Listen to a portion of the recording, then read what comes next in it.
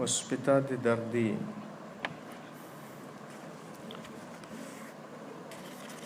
शोभा, उस परमात्मा दे दर दा आनंद, उस परमात्मा दे दर दा खेड़ा आप मान रहे हो, जो हुण तक गुरबाणी दा प्रवाह चलिया है, जो गुरु साहिब दी बाणी ने साडे मनां नूं, साडे हिरदिआं नूं पवित्र कीता है। नाम दी जदों वरखा हुंदी है, असीं कई वारी कह दिंदे हां ऐ परमात्मा सानूं थोड़ा मिलिया है, पर उस गुरु दे नाम दी जो वरखा है वो निरंतर चल रही है। उस दे विच कुछ वध घट नहीं है। हुण दुनियावी वर्षा की गल ही कर लईए, अगर वर्खा हो रही है तो वर्खा दे विच कोई अंतर नहीं है, किते थोड़ी है किते ज्यादा है, वो निरंतर है। पर गल ये है कि साडे हथ दे विच किहड़ा भांडा है। जे ते साडे हथ दे विच बाल्टी है तो वह बाल्टी पानी दी भर जाएगी, जे साडे हथ दे विच गिलास है तो वह गिलास भर जाएगा, जे साडे हथ विच कौली है तो वह कौली जिन्ना ही पानी आवेगा। उस परमात्मा दी आनंदता दा, उस परमात्मा दे प्रेम दी जो बारिश है वह निरंतर है। ये साडे ते डिपेंड करता है, साडे ते निर्भर है कि साडे हथ दे विच साडे कर्मां दा भांडा किहड़ा है, क्योंकि कर्मां दे अनुसार ही वो परमात्मा दिंदा है। हुण जे किसी को कर्मां दी कौली है तो उन्ना ही पानी आवेगा।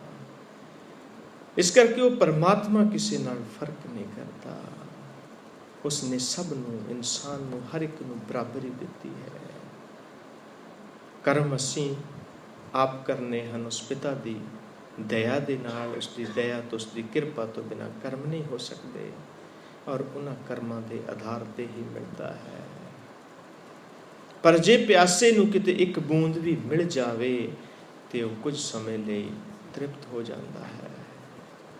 आओ कोशिश करिए उस पिता दे नाल जुड़न दी। धन धन श्री गुरु नानक देव जी महाराज दी बाणी शुरू करन तो पहला फतेह नूं प्रवान करो। वाहिगुरु जी का खालसा, वाहिगुरु जी की फतेह। आओ सब तो पहला गुरु जी दी बाणी सरवण करदे हां। एक ओंकार सतनाम करता पुरख निरभौ निरवैर, अकाल मूरत अजूनी सैभं, गुर प्रसाद जप आद सच जुगाद सच, है पी सच नानक होसी पी सच। सोचै सोच न होवै जे सोची लख वार, चुपै चुप न होवै जे लाए रहा लिवतार। भुखिया भुख न उतरी जे बना पुरिया पार, सहस सियाण पां लख होह तां इक न चलै नाल। किम सचियारा होइए किम कूड़ै टुटै पाल, हुक्म रजाई चलना नानक लिखिया नाल। वाहिगुरु जी का खालसा, वाहिगुरु जी की फतेह। पहलियां पंक्तियां दी व्याख्या हो चुकी है। एक ओंकार, वो परमात्मा एक है, सबना नूं पैदा करता है, पालना करता है और नाश भी वही करता है। उसका नाम सच है, वो करता है, किरत नहीं है, और वो किरत करके उस किरत दे विच आप बैठा होया है। वो पुरख है, निरभौ है, निर्वैर है, उसका किसी नाल कोई वैर नहीं है, उसनूं किसी का कोई डर नहीं है। अकाल, वो अकाल ਕਾਲ ਤੋਂ ਰਹਿਤ ਹੈ, ਮੂਰਤ ਉਸ ਦੀ ਹਸਤੀ ਹੈ। ਅਜੂਨੀ ਉਹ ਜੂਨੀਆਂ ਤੋਂ ਦੇ ਵਿੱਚ ਨਹੀਂ ਆਉਂਦਾ, ਅਜੂਨੀ ਹੈ। ਸਵੈਭੰਗ ਉਸ ਦਾ ਪ੍ਰਕਾਸ਼ ਆਪਣੇ ਆਪ ਤੋਂ ਹੋਇਆ ਹੈ। ਗੁਰ ਪ੍ਰਸਾਦ ਉਹ ਦਇਆਲਤਾ ਦੀ ਮੂਰਤ ਹੈ। ਉਸ ਦੀ ਕਿਰਪਾ ਦੇ ਦੁਆਰਾ ਹੀ ਉਸ ਪਰਮਾਤਮਾ ਨੂੰ ਮਿਲਿਆ ਜਾ ਸਕਦਾ ਹੈ। ਔਰ ਇਹ ਜੋ ਗੁਣ ਹਨ ਉਸ ਪਰਮਾਤਮਾ ਦੇ, ਉਹ ਇਨਸਾਨ ਦੇ ਵਿੱਚ ਆ ਸਕਦੇ ਹਨ। ਬਾਣੀ ਦਾ ਨਾਮ ਜਪ ਹੈ, ਜਪ। ਹੁਣ ਗੁਰੂ ਸਾਹਿਬ ਜੀ ਦਾ ਫਰਮਾਨ ਹੈ ਕਿ ਜਪ, ਪਰ ਜਪ ਕਿਸ ਦਾ ਕਰਨਾ ਹੈ? ਗੱਲ ਇੱਥੇ ਇਹ ਆਉਂਦੀ ਹੈ ਕਿ ਜਪ ਗੁਰੂ ਸਾਹਿਬ ਨੇ ਕਿਹਾ ਹੈ, ਪਰ ਜਪ ਅਸੀਂ ਕਿਸ ਦਾ ਕਰਨਾ ਹੈ? ਪੁਰਾਣੇ ਸਮਿਆਂ ਦੇ ਵਿੱਚ ਗੁਰਸਿੱਖ ਜੋ ਸੀ, ਉਹਨਾਂ ਨੇ ਬਾਣੀ ਨੂੰ ਨਾਮ ਦਿੱਤਾ ਸੀ ਜਪ ਨਿਸ਼ਾਨ, ਕਿ ਇਹ ਜਪ ਜੋ ਹੈ, ਇਹ ਜਪਜੀ ਸਾਹਿਬ ਜੋ ਹੈ, ਇਹ ਇੱਕ ਮੋਹਰ ਹੈ। ਜਿਸ ਤਰ੍ਹਾਂ ਅਸੀਂ ਇੱਕ ਦੇਸ਼ ਤੋਂ ਦੂਸਰੇ ਦੇਸ਼ ਵਿੱਚ ਜਾਂਦੇ ਹਾਂ ਤੇ ਸਾਨੂੰ ਉੱਥੇ ਵੀਜ਼ੇ ਦੀ ਮੋਹਰ ਚਾਹੀਦੀ ਹੈ। ਅਗਰ ਉਹ ਨਹੀਂ ਹੈ ਤੇ ਸਾਨੂੰ ਉਸ ਦੇਸ਼ ਦੇ ਵਿੱਚ ਐਂਟਰੀ ਨਹੀਂ ਹੈ। ਔਰ ਜੋ ਜਪਜੀ ਸਾਹਿਬ ਦਾ ਪਾਠ ਕਰਦਾ ਹੈ, ਜੋ ਜਪ ਕਰਦਾ ਹੈ ਉਸ ਪਰਮਾਤਮਾ ਦੇ, ਉਸ ਦੇ ਹਿਰਦੇ ਦੇ ਵਿੱਚ ਇੱਕ ਐਸੀ ਛਾਪ ਬਣ ਜਾਂਦੀ ਹੈ, ਇੱਕ ਐਸੀ ਸਟੈਂਪ ਲੱਗ ਜਾਂਦੀ ਹੈ ਉਸ ਪਿਤਾ ਦੀ। ਜਦੋਂ ਉਸ ਪਿਤਾ ਦੇ ਦੇਸ਼ ਵਿੱਚ ਜਾਂਦਾ ਹੈ, ਉੱਥੇ ਉਹ ਸਟੈਂਪ ਦੇਖੀ ਜਾਂਦੀ ਹੈ, ਉੱਥੇ ਉਸ ਨੂੰ ਦਾਖਲਾ ਮਿਲਦਾ ਹੈ। ਇਹ ਉਸ ਪਿਤਾ ਦਾ ਜੋ ਹੈ, ਇਸਨੇ ਜਪ ਕੀਤਾ ਹੈ। ਇਹ ਜਪ ਨਿਸ਼ਾਨ ਜੋ ਹੈ, ਜਿਸ ਤਰ੍ਹਾਂ ਅਸੀਂ ਉਸ ਪਰਮਾਤਮਾ ਦੀ ਬੰਦਗੀ ਨੂੰ, ਉਸ ਪਰਮਾਤਮਾ ਦੇ ਨਾਮ ਨੂੰ ਜਪਾਂਗੇ, ਆਪਣੇ ਹਿਰਦੇ ਤੇ ਵਸਾਵਾਂਗੇ, ਹੋਰ ਕੁਛ ਨਹੀਂ ਜਾਣਾ, ਪਰ ਇਹ ਮੋਹਰ ਜੋ ਹੈ ਇਹ ਜ਼ਰੂਰ ਨਾਲ ਜਾਵੇਗੀ। ਜਪ। ਹੁਣ ਜਪ ਕਿਸ ਦਾ ਕਰਨਾ ਹੈ? ਗੁਰੂ ਸਾਹਿਬ ਜੀ ਦਾ ਫਰਮਾਨ ਹੈ, ਆਦ ਸੱਚ ਜੁਗਾਦ ਸੱਚ, ਹੈ ਪੀ ਸੱਚ, ਨਾਨਕ ਹੋਸੀ ਪੀ ਸੱਚ। ਆਦ, ਇਹ ਉਪਕਰਨ ਹੈ ਜਪਜੀ ਸਾਹਿਬ ਦਾ, ਸ਼ੁਰੂਆਤ ਹੈ ਜਪਜੀ ਸਾਹਿਬ ਦੀ, ਜਿਸ ਨੂੰ ਅਸੀਂ ਸ਼ੁਰੂ ਦਾ ਸ਼ਿੰਗਾਰ ਕਹਿ ਸਕਦੇ ਹਾਂ। ਉਹ ਜੋ ਹੈ ਉਹ ਇੱਕ ਓੰਕਾਰ ਤੋਂ ਲੈ ਕੇ ਗੁਰਪ੍ਰਸਾਦ ਤੱਕ ਹੈ। ਉਸ ਉਪਕਰਨ ਤੋਂ ਬਾਅਦ ਗੁਰੂ ਸਾਹਿਬ ਜੀ ਜੋ ਬਾਣੀ ਸ਼ੁਰੂ ਕਰਦੇ ਹਨ ਜਪ ਦੀ, ਉਸ ਦੇ ਵਿੱਚ ਫਰਮਾਨ ਕਰਦੇ ਹਨ ਜਪ ਕੀ ਦਾ ਕਰਨਾ ਹੈ। ਆਦ ਸੱਚ। ਜਦੋਂ ਯੁੱਗ ਪ੍ਰਾਰੰਭ ਵੀ ਨਹੀਂ ਹੋਏ ਸਨ, ਜਦੋਂ ਦੁਨੀਆ ਦਾ ਪਸਾਰਾ ਨਹੀਂ ਹੋਇਆ ਸੀ, ਬ੍ਰਹਮੰਡ ਦਾ ਪਸਾਰਾ ਨਹੀਂ ਹੋਇਆ ਸੀ, ਉਦੋਂ ਵੀ ਜੋ ਮੌਜੂਦ ਸੀ ਉਹ ਪਰਿਪੂਰਨ ਪਰਮਾਤਮਾ ਆਦ ਸੱਚ, ਉਦੋਂ ਵੀ ਸੱਚ ਸੀ, ਉਦੋਂ ਵੀ ਮੌਜੂਦ ਸੀ। ਉਸ ਦਾ ਜਪ ਕਰਨਾ ਹੈ। ਜੁਗਾਦ ਸੱਚ, ਜੋ ਜੁਗਾਂ ਤੋਂ ਹੈ, ਜੋ ਹਰ ਯੁੱਗ ਦੇ ਵਿੱਚ ਸੀ, ਜਿਸ ਦੀ ਹੋਂਦ ਯੁੱਗਾਂ ਤੋਂ ਪਹਿਲਾਂ ਸੀ, ਯੁੱਗਾਂ ਦੇ ਵਿੱਚ ਸੀ। ਜੁਗਾਦ ਸੱਚ, ਯੁੱਗਾਂ ਦੇ ਵਿੱਚ ਵੀ ਸੱਚ ਸੀ। ਉਸ ਪਰਮਾਤਮਾ ਦਾ ਜਪ ਕਰਨਾ ਹੈ। ਹੈ ਵੀ ਸੱਚ, ਉਹ ਹੁਣ ਵੀ ਸੱਚ ਹੈ, ਵਰਤਮਾਨ ਦੇ ਵਿੱਚ ਵੀ ਸੱਚ ਹੈ। ਉਹ ਪਰਿਪੂਰਨ ਪਰਮਾਤਮਾ ਸੱਚ ਹੈ। ਗੁਰਬਾਣੀ ਦੇ ਵਿੱਚ ਫਰਮਾਨ ਹੈ ਕਿ ਅਗਰ ਇੱਕ ਵਾਰੀ ਵਾਹਿਗੁਰੂ ਕਿਹਾ ਜਾਵੇ ਤੁਰ ਦਿਲੋਂ, ਤੁਰ ਅੰਦਰੋਂ, ਤੁਰ ਪ੍ਰੀਤ ਦੇ ਨਾਲ, ਤੇ ਉਸ ਪਰਮਾਤਮਾ ਦੀ ਪ੍ਰਾਪਤੀ ਹੋ ਜਾਂਦੀ ਹੈ। ਉਸ ਦਾ ਕਾਰਨ ਕੀ ਹੈ ਕਿ ਪਰਮਾਤਮਾ ਜੋ ਹੈ ਉਹ ਵਰਤਮਾਨ ਦੇ ਵਿੱਚ ਹੈ, ਪਰ ਅਸੀਂ ਵਰਤਮਾਨ ਦੇ ਵਿੱਚ ਨਹੀਂ ਹਾਂ। ਅਸੀਂ ਬਾਣੀ ਪੜ੍ਹਦੇ ਹਾਂ, ਪਰ ਅਸੀਂ ਖੁਦ ਵਰਤਮਾਨ ਦੇ ਵਿੱਚ ਨਹੀਂ ਹਾਂ। ਸਾਡੀ ਸੋਚ ਜਾਂ ਤੇ ਬੀਤੇ ਹੋਏ ਸਮੇਂ ਦੇ ਵਿੱਚ ਹੁੰਦੀ ਹੈ, ਜਾਂ ਸਾਡੀ ਸੋਚ ਆਉਣ ਵਾਲੇ ਸਮੇਂ ਦੇ ਵਿੱਚ ਹੁੰਦੀ ਹੈ। ਇਸ ਕਰਕੇ ਉਸ ਵਰਤਮਾਨ ਨੂੰ ਨਾਭੀ ਤੋਂ ਲੈ ਕੇ ਸਿਰ ਤੱਕ ਜੋ ਹੈ ਉਸ ਨੂੰ ਵਰਤਮਾਨ ਦੀ ਗਲੀ ਕਿਹਾ ਜਾਂਦਾ ਹੈ। ਇਸ ਵਰਤਮਾਨ ਦੀ ਗਲੀ ਦੇ ਵਿੱਚ ਹੀ ਉਹ ਪਰਿਪੂਰਨ ਪਰਮਾਤਮਾ ਨਿਵਾਸ ਕਰਦਾ ਹੈ। ਅਸੀਂ ਵਾਹਿਗੁਰੂ ਦੀ ਧੁਨ, ਅਸੀਂ ਗੁਰਬਾਣੀ ਦੀ ਧੁਨ ਜਦੋਂ ਤਹਿ ਹਿਰਦੇ ਤੋਂ ਕਰਦੇ ਹਾਂ, ਕਦੇ ਮਹਿਸੂਸ ਕਰੇ ਉਹ ਧੁਨੀ ਤੋਂ ਲੈ ਕੇ ਸਿਰ ਤੱਕ ਦੇ ਵਿੱਚ ਉਹ ਤੁਹਾਨੂੰ ਮਹਿਸੂਸ ਹੋਏਗੀ। ਉਹ ਉਸ ਪਰਮਾਤਮਾ ਦੀ ਹਾਜ਼ਰੀ ਹੈ। ਔਰ ਜਦੋਂ ਉਸ ਵਰਤਮਾਨ ਦੇ ਵਿੱਚ ਆ ਕੇ ਆਪਣੇ ਸਾਰੇ ਹੀ ਧਿਆਨ ਨੂੰ ਵਰਤਮਾਨ ਦੇ ਵਿੱਚ ਆ ਕੇ ਅਸੀਂ ਵਾਹਿਗੁਰੂ ਕਹਾਂਗੇ, ਉਹ ਵਾਹਿਗੁਰੂ ਦਰਗਾਹ ਦੇ ਵਿੱਚ ਪ੍ਰਵਾਨ ਹੋਏਗਾ ਔਰ ਉਹ ਪਰਮਾਤਮਾ ਪਰਿਪੂਰਨ ਪ੍ਰਤੱਖ ਹਾਜ਼ਰ ਹੋਏਗਾ। ਸਿਰਫ ਉਸ ਇੱਕ ਪਲ ਦੇ ਲਈ, ਸਿਰਫ ਉਸ ਇੱਕ ਛਿਣ ਦੇ ਲਈ ਅਸੀਂ ਬੰਦਗੀ ਕਰਨੀ ਹੈ ਕਿ ਜੋ ਪਰਮਾਤਮਾ ਸੱਚ ਹੈ, ਵਰਤਮਾਨ ਦੇ ਵਿੱਚ ਹੈ, ਅਸੀਂ ਕਿਹਦਾ ਜਪ ਕਰਨਾ ਹੈ? ਉਸ ਦਾ ਜਪ ਕਰਨਾ ਹੈ। ਔਰ ਜੇ ਵਰਤਮਾਨ ਦੇ ਵਿੱਚ ਜੋ ਹੈ ਉਸ ਦਾ ਜੇ ਜਪ ਕਰਨਾ ਹੈ ਤੇ ਅਸੀਂ ਵਰਤਮਾਨ ਦੇ ਵਿੱਚ ਰਹਿ ਕੇ ਹੀ ਜਪ ਕਰ ਸਕਦੇ ਹਾਂ। ਨਾਨਕ ਹੋਸੀ ਵੀ ਸੱਚ, ਜੋ ਯੁਗਾਂ ਤੋਂ ਪਹਿਲਾਂ ਸੀ ਸੱਚ ਸੀ, ਜੋ ਯੁਗਾਂ ਦੇ ਅੰਦਰ ਸੱਚ ਸੀ, ਜੋ ਹੁਣ ਵੀ ਸੱਚ ਹੈ ਔਰ ਜੋ ਆਉਣ ਵਾਲੇ ਸਮੇਂ ਦੇ ਵਿੱਚ ਵੀ ਸੱਚ ਰਹੇਗਾ, ਉਸ ਪਰਿਪੂਰਨ ਪਰਮਾਤਮਾ ਦਾ ਜਾਪ ਕਰਨਾ ਹੈ। ਆਖਰੀ ਸ਼ਬਦ ਗੁਰਬਾਣੀ ਦਾ ਹੈ, ਪਵਨ ਗੁਰੂ ਪਾਣੀ ਪਿਤਾ ਮਾਤਾ ਤਰਤ ਮਹੱਤ। ਇਹਨਾਂ ਦੋਹਾਂ ਹੀ ਪਹਿਲਾ ਉਪਕਰਨ ਹੈ, ਦੂਸਰਾ ਉਪ ਸ਼ਿੰਗਾਰ ਹੈ ਔਰ ਇਹਨਾਂ ਦੇ ਵਿੱਚ ਜੋ 38 ਪੌੜੀਆਂ ਹਨ, ਉਹ 38 ਪੌੜੀਆਂ ਉਸ ਪਰਿਪੂਰਨ ਪਰਮਾਤਮਾ ਦੇ, ਉਸ ਦਇਆਲਤਾ ਦੇ ਸਾਗਰ ਦੇ ਨਾਲ ਮਿਲਣ ਦਾ ਇੱਕ ਵਸੀਲਾ ਹੈ। ਇਹ ਗੁਰਬਾਣੀ ਕੇਵਲ ਪੜ੍ਹਨ ਦੀ ਨਹੀਂ ਹੈ। ਗੁਰਬਾਣੀ ਅਗਰ ਹਿਰਦੇ ਦੇ ਨਾਲ ਪੜ੍ਹੀ ਜਾਵੇ, ਇਹ ਉਸ ਪਰਮਾਤਮਾ ਦੇ ਦਰ ਨੂੰ ਲੈ ਕੇ ਜਾਂਦੀ ਹੈ। ਬਾਣੀ ਆਦ ਸੱਚ ਜੁਗਾਦ ਸੱਚ ਜੋ ਹੈ, ਉਸ ਤੱਕ ਪਹੁੰਚਣ ਦਾ ਹੀਲਾ ਕੀ ਹੈ? ਇਨਸਾਨ ਨੂੰ ਭੁੱਖ ਲੱਗਦੀ ਹੈ ਔਰ ਭੁੱਖ ਦੇ ਲਈ ਅਸੀਂ ਜੋ ਹੈ ਉਹ ਕਈ ਵਸੀਲੇ ਕਰਦੇ ਹਾਂ।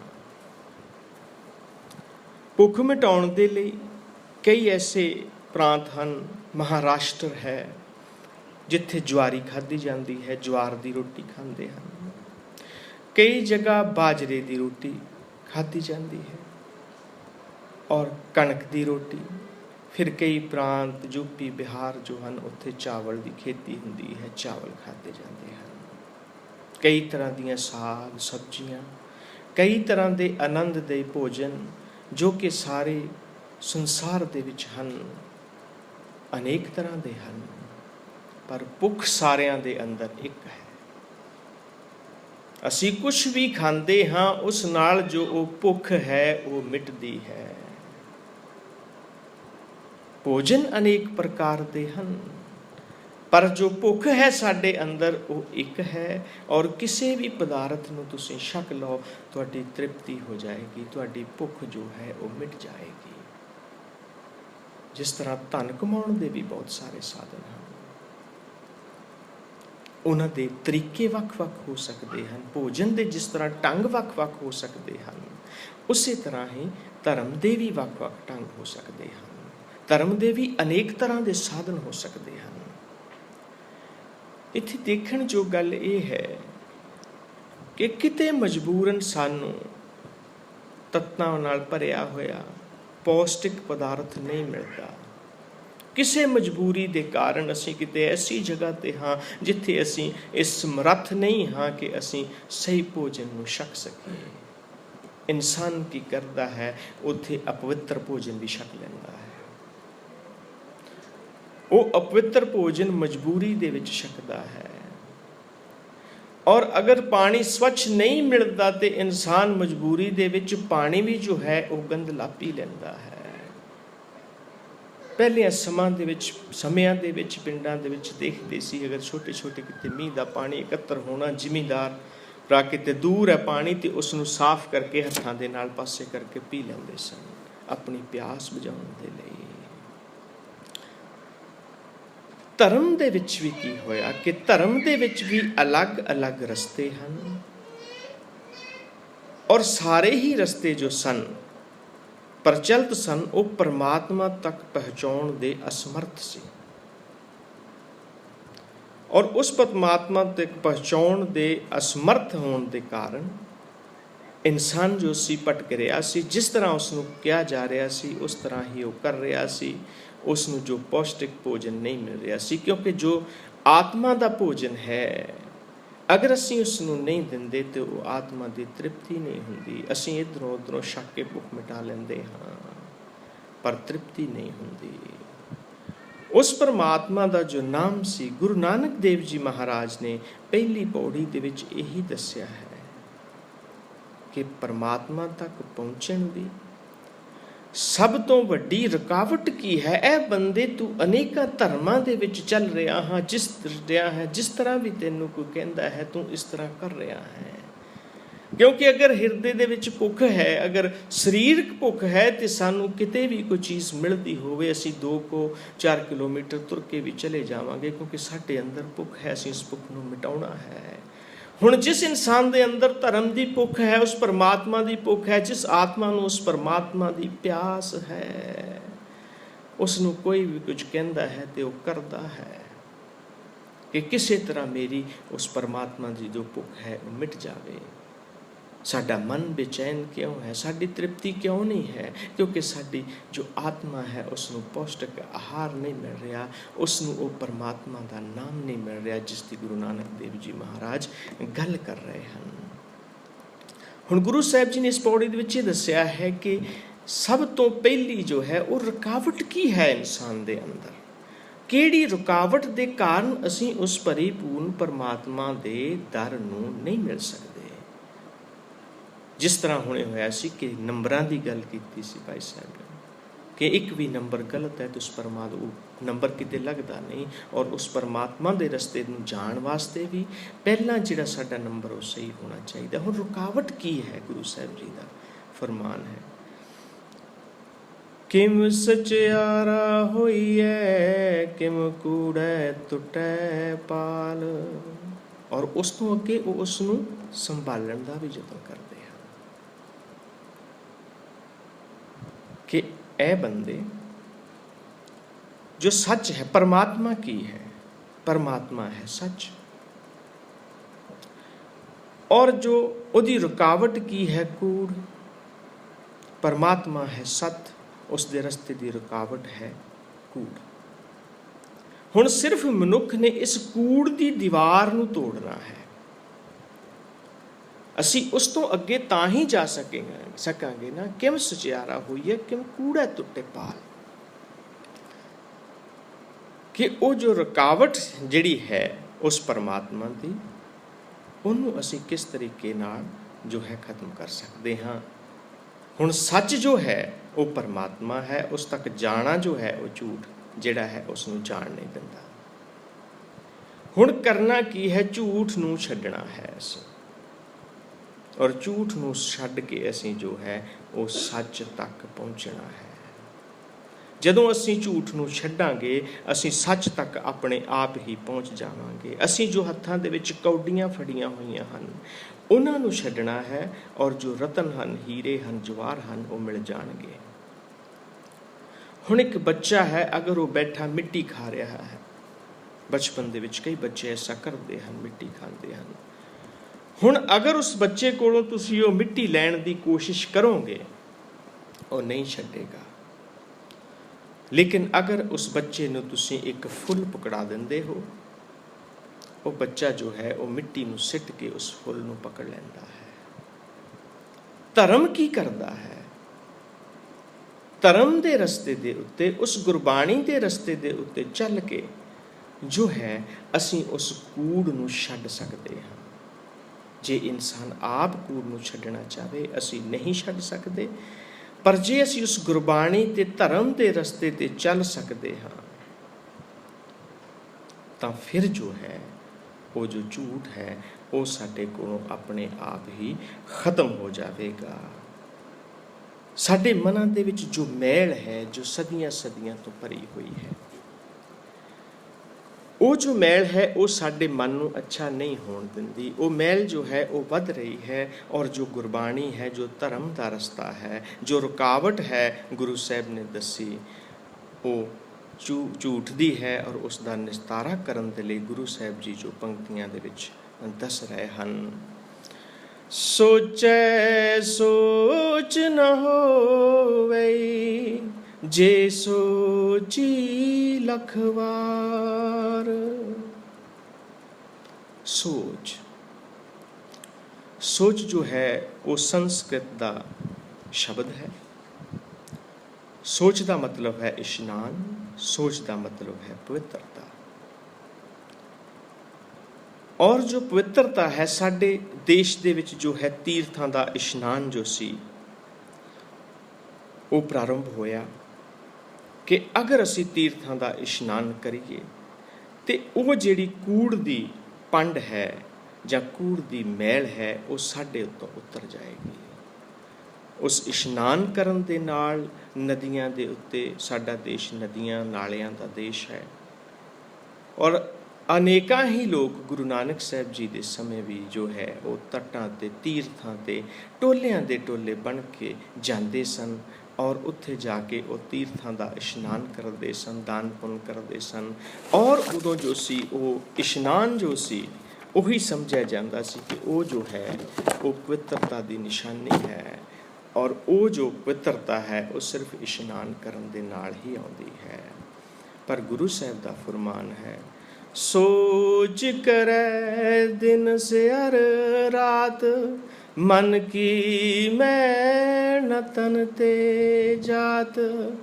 सुच करन दे नाल, इशनान करन दे नाल जो मन दी मैल है वो नहीं जाती।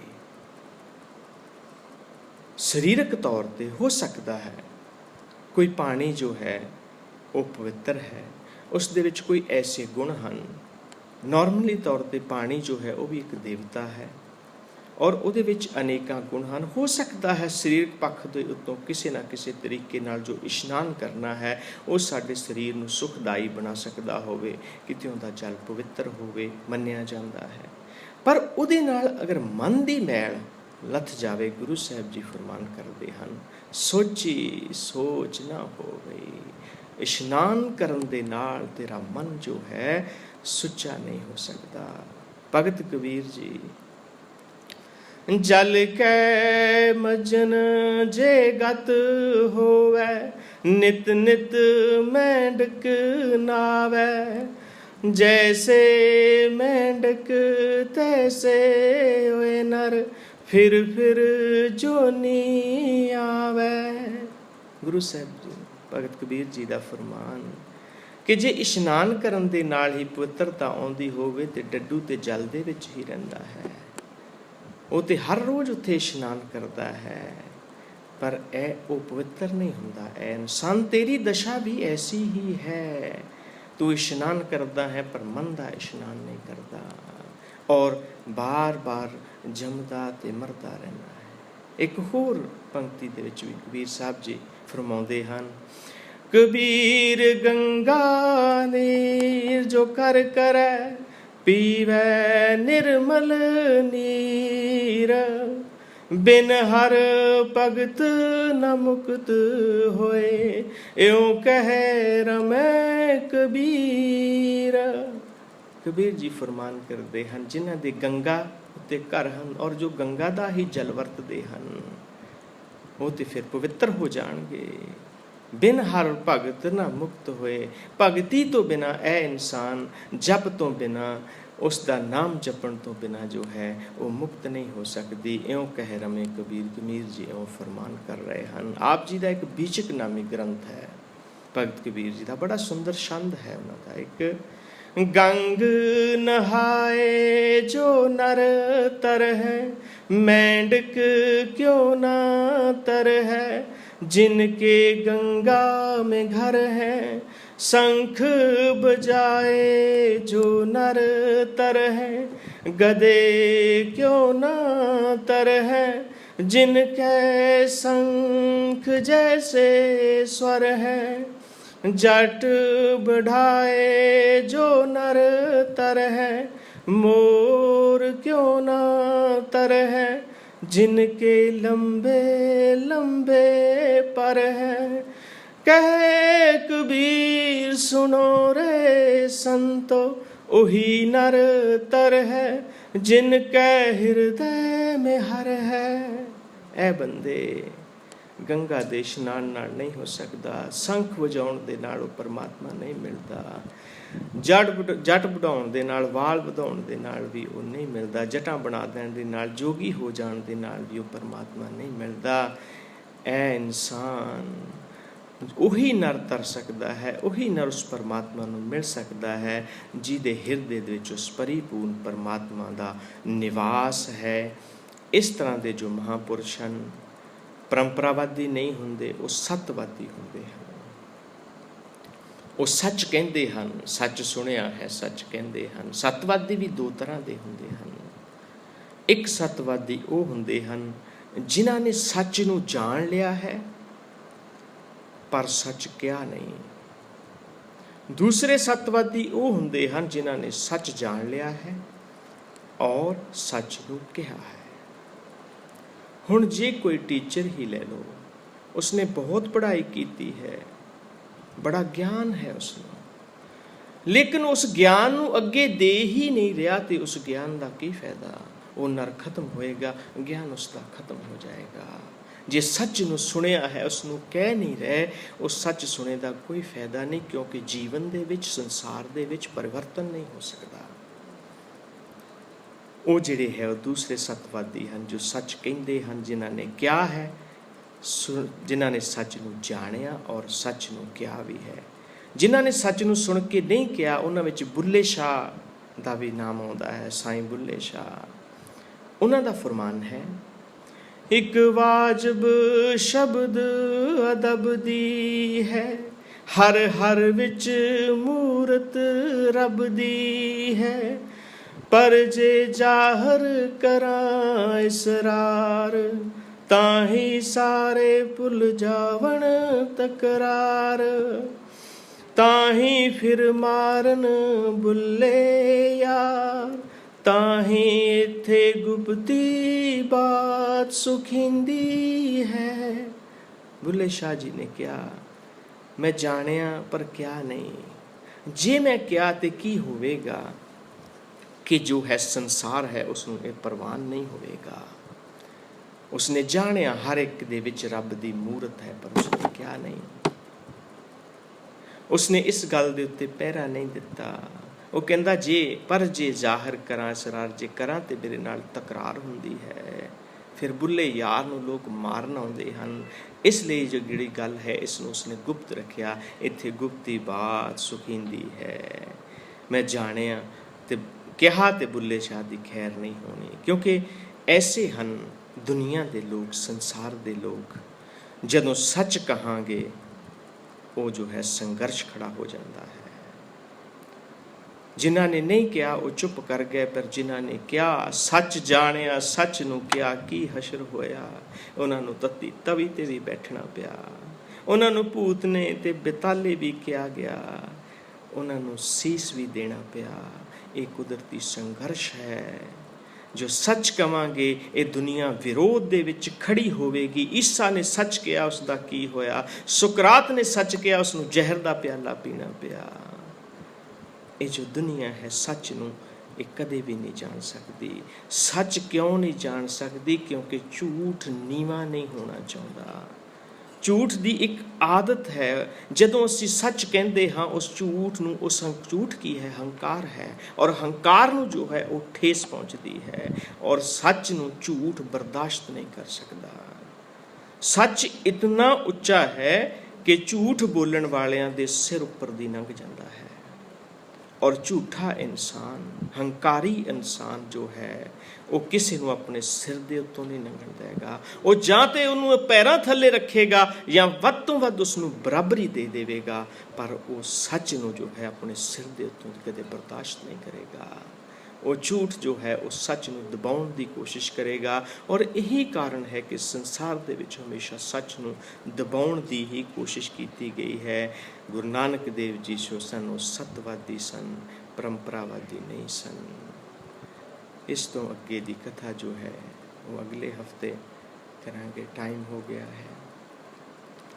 ਉਹ ਪਰਮਾਤਮਾ ਸਾਨੂੰ ਬਲ ਬਖਸ਼ੇ, ਸਾਡੀ ਮੱਤ ਨੂੰ ਪਵਿੱਤਰ ਕਰੇ, ਐਸੀ ਕਸਵੱਟੀ ਲਾਵੇ ਇਹ ਖੋਟੇ ਮਨ ਕਿਤੇ ਸੋਨਾ ਬਣ ਜਾਣ, ਉਸ ਪਰਮਾਤਮਾ ਦੀ ਦਇਆ ਦੇ ਪਾਤਰ ਬਣ ਜਾਣ, ਉਸ ਪਰਮਾਤਮਾ ਦੇ ਦਰ ਤੇ ਆ ਕੇ ਉਸ ਨੂੰ ਮੰਗਣ ਤੋਂ ਸਿਵਾਏ ਕੁਝ ਨਾ ਮੰਗਣ। ਐਸੀ ਪ੍ਰੀਤ ਦੀ ਗੰਢ ਉਹ ਪਾ ਦੇਵੇ ਉਹ ਪਰਿਪੂਰਨ ਪਰਮਾਤਮਾ। ਇਹੀ ਮੰਗ ਹੈ। ਅਣਜਾਣ ਹਾਂ ਬਾਣੀ ਅਗਾਧ ਬੋਧ ਹੈ।